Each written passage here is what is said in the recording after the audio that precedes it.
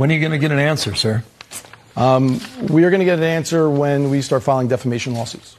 Wow. It's going to go to that? You well, feel that the your media has been defamed? Without question. She's been called a racist. She's been called a thief.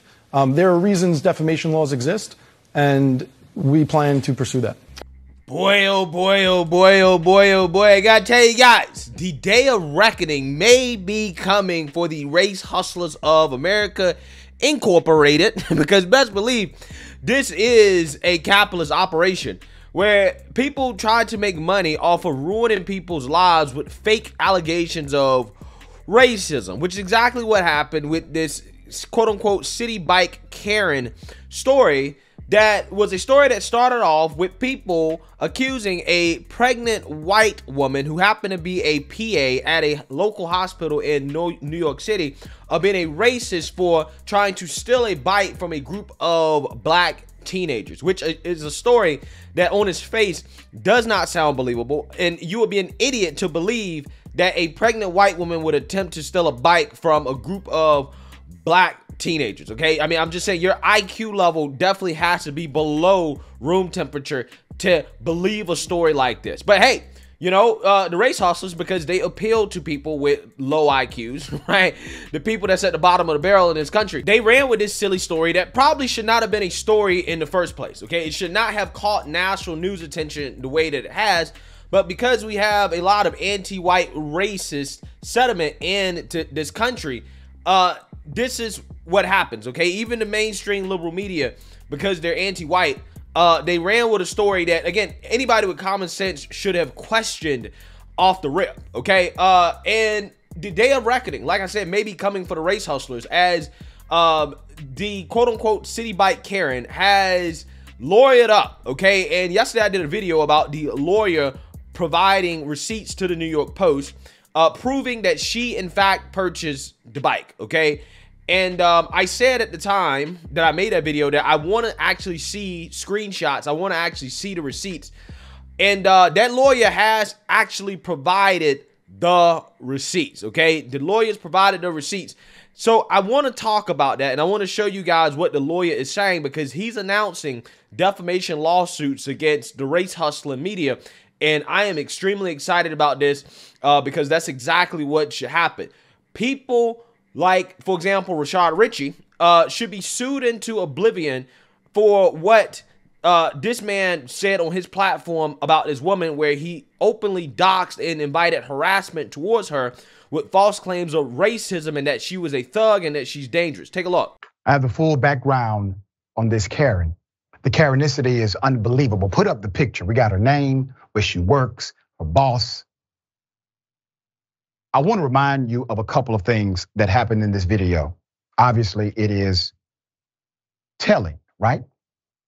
You know, she said, and I quote, "You are hurting my fetus, my unborn child." Did you all hear that part? She said that. Why did she say that? Because that bolsters her argument to do what she's attempting to do, which is theft under any other circumstance. We will call this attempted theft if the black male went up to the white female who paid for her opportunity to utilize the device and he decided to grab it and try to take it. We will call that clearly attempted theft. Sarah Jane Comrie appears to be an employee of the New York City, NYC Health Hospitals, based on the embroidered health system's logo observed on her scrubs. The hospital prides itself in neonatal care, okay? I think these black young men, specifically the one whose credit card was used to pull this bike out of the system, was attacked by a pregnant thug. Let's just call it what it is. Had this been reversed, everybody would have been up in uproar about how these black men have no care for life or people's rights or people's property. But when it's reversed, we talk about the first white man that ran up and tried to get them to reset the bike. Did you see at the end of the video, the young white man in black ran up aggressive as aggressive as I'm assuming that pit bull was in Indiana. This is what happens when white women cry help, even when they don't deserve it. The exploitation of the word help in this case is unbelievable. The fake tears on demand is unbelievable. She should be tried for endangering her fetus, her unborn fetus. She put that child in danger. Because had that young man reacted in a different way when she pushed him for something that he's already used his resources to pay for, it would have been a whole different situation. So she should be liable, not just for battery on him, but the attempted battery that she could have caused that fetus. Then she should also be fired. Let's just say it. Who that looks like us? What black person want this woman around their newborn child in a neonatals? Ain't no way I would feel comfortable. But like you said, the explanations become glaring when we see these people's behavior. The lack of care for black life. You are threatening a black man's life when you are a white woman screaming to help when you don't need it, because a cop comes up and they act just like these white men that came up, except for they have guns. So this woman is dangerous. Dangerous. And here's the thing, she knows it. That is why she played that card. She understands the power of her weaponized tears. Okay, we'll bring you updates as it comes. I'm looking for the hospital to make a response this week. Yeah, so as you guys saw there, okay, that didn't age well. And at the ending there, you know what Rashard was gonna do.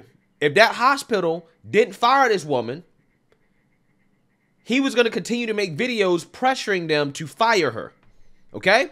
Before the facts came out. Now that the receipts have come out, we've got an update, okay? The lawyers provided receipts. We're gonna get into it in a little bit, in a second. I guarantee you he won't make an update. Will he issue an apology? Will he issue a retraction? I don't think so. This is not the first time he's done this. This is not the first time he's done this. If I was Ching Yogurt, I would have this man come into my office and I would fire him. Because this right here is going to cost TYT a whole lot of money. And it ain't just TYT, it's other mainstream liberal outlets as well too. Any news outlet that participated in the doxing and harassing and the false accusations that were levied towards this woman, I would be very, very, very afraid and concerned right now, because this lawyer says he's coming and he got receipts. Take a look.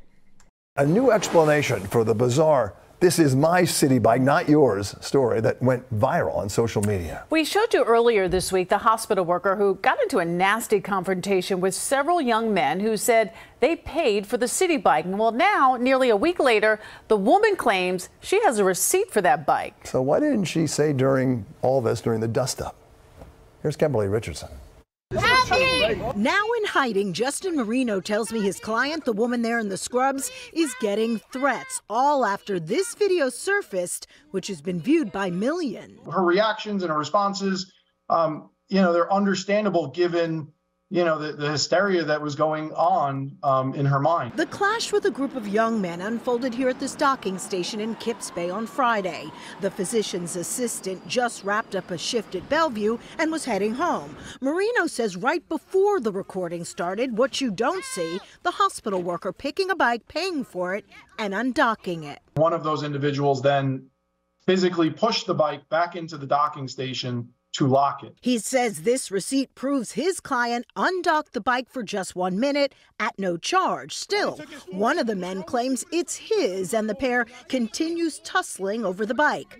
Then this. I'm not touching you. Marino says his client is 6 months pregnant. Many feel this reminds them of those heated moments between a bird watcher and a woman walking her dog in Central Park in 2020. Marino strongly disagrees. There is no racial component to it. If these individuals had the same skin color, you and I aren't speaking. Bellevue says the employee is currently out on leave while it reviews the matter. Moreno wouldn't elaborate. Why not withdraw from that situation and get another bike? Yes, in hindsight, would she have preferred to, give up to the demand of those individuals and quickly go? Certainly. But while she was there, that was her bike. She had reserved it, and she had every right to take it. I'm not touching you. You're putting your stomach on my hand. And she's 6 months pregnant, so she's larger than she would be normally, physically. Right. And I mean, his statement, you're a pregnant woman. What is the part of the body you protect the most? your stomach. Through this video, incredibly distressing for her, someone else, a third party, a stranger, is actually touching her stomach, and he's giving an excuse saying, "You're putting your stomach on my hand." Continue. And the reason his arm is there, it's not intentional, but it is intentional that his hand is covering the QR code on the handlebar, which means she can't then reserve that bike. Gotcha. Did the other person work at that hospital too? I don't know. I haven't spoke to that other individual. Well, when are you going to get an answer, sir? We are going to get an answer when we start filing defamation lawsuits.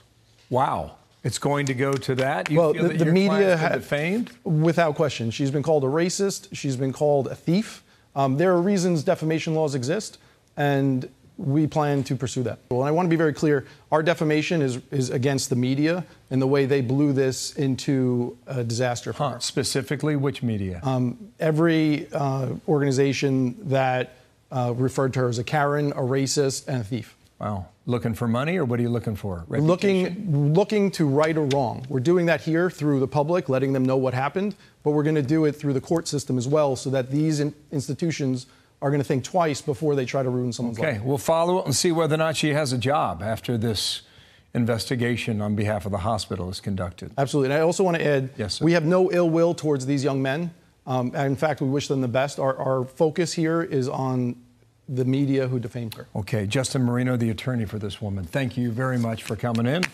We'll see where it goes. Thank you. Yeah, so race hustlers like Tariq Nasheed, right, and others, Rashard Ritchie, the media outlets who went along with this very silly story, crying racism, yeah, I would be concerned because, again, they wrote things like this that led to the doxing and harassing and the stress of a woman who is pregnant. For example, he said a suspected white supremacist woman tried to steal a city bike from a black kid after he paid for it, and when him and his friends wouldn't allow her to steal it, she went through all the Karen tactics to try to get the black youth hemmed up, screaming for help, fake crying, mayo babbling.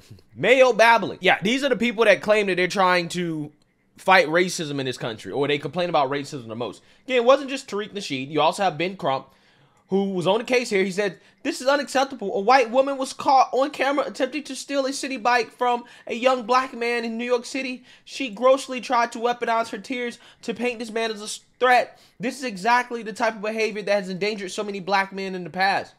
Boy, oh boy, oh boy. I'm surprised these people still got these tweets up, right? Concerning the facts, okay?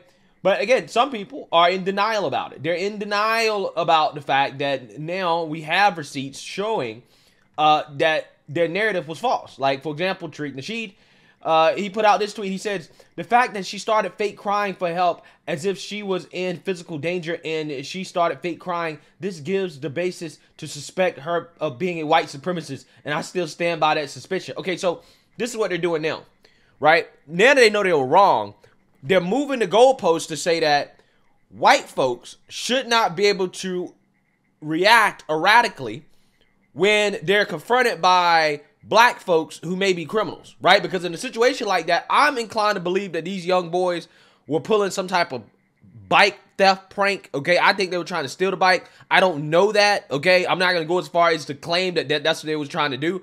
I don't know. It could have been an innocent mix-up. Her lawyer is not even going as far as to claim that, so I'm not going to claim that. However, again, the left here, the race hustlers, they're moving the goalposts. They're saying, well, it doesn't matter if it was actually her bike.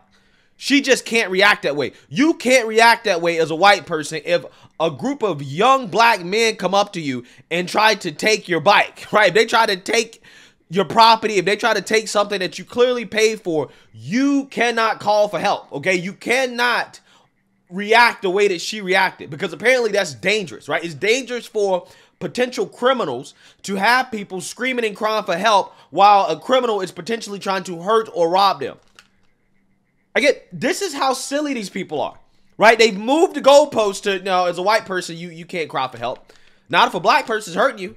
You got to just let them hurt you. You got to let them steal from you. You got to let them do whatever, right? You can't cry for help. If you cry for help, you're a racist, right? Again, insane, absolutely insane. The logic here is just amazing. So again, this guy's in denial because here's the receipt, right? Here's the receipt. He says, for your information, that quote-unquote receipt that the suspect's lawyer provided raises more questions. Why would the lawyer blur out and hide the time of the bike purchase? And why is these no charge on the receipt? This suggests that the bike was already purchased by the black youth. This guy's a certified idiot. I mean, I'm so serious. This is the ringleader of the guy that's supposed to get black folks reparations, right? Again, if people wonder why nothing's happening, okay? Again, the leaders of these so-called pro-black movements they're just not well equipped, right, upstairs to be doing what they're doing, okay? But again, the reason why there's no charge is because, like the lawyer said, the woman unracked the vehicle or unracked the bike and then had to re-rack it because the black teenagers forced her to re-rack it. If you don't actually ride a bike, if you don't actually go anywhere, how are they going to charge you for a ride that you actually never participated in? Second of all, does this person really believe that a lawyer would falsify evidence like this, that they would just make up receipts? Okay? Because the black youth, right, the so-called black youth or potential criminals, okay, potential thugs, I don't know if they actually were, but I'm just saying, the so-called black youth, aka black teenagers, they haven't provided any receipts. They're the ones making all the accusations, but they haven't provided any receipts. I'm just going to bet money, just using common sense here, that this lawyer would not risk his reputation, okay, and his career on a story like this that is so racially charged. It's a national news story. He would not risk his whole reputation and career falsifying receipts, right? If he was not 100% sure that his client actually paid for that bike, I don't think that he would be taking this on, right? The fact that he is taking this on and he's providing receipts tells you that this case is shut and closed, right? It's done, right? It's done. Again, just a little bit of common sense. But again, if these guys had common sense, this would have been a story in the first place, because most people would have known off the rip that, oh no, this don't make sense. A pregnant white woman stealing a bike from 5 black youths?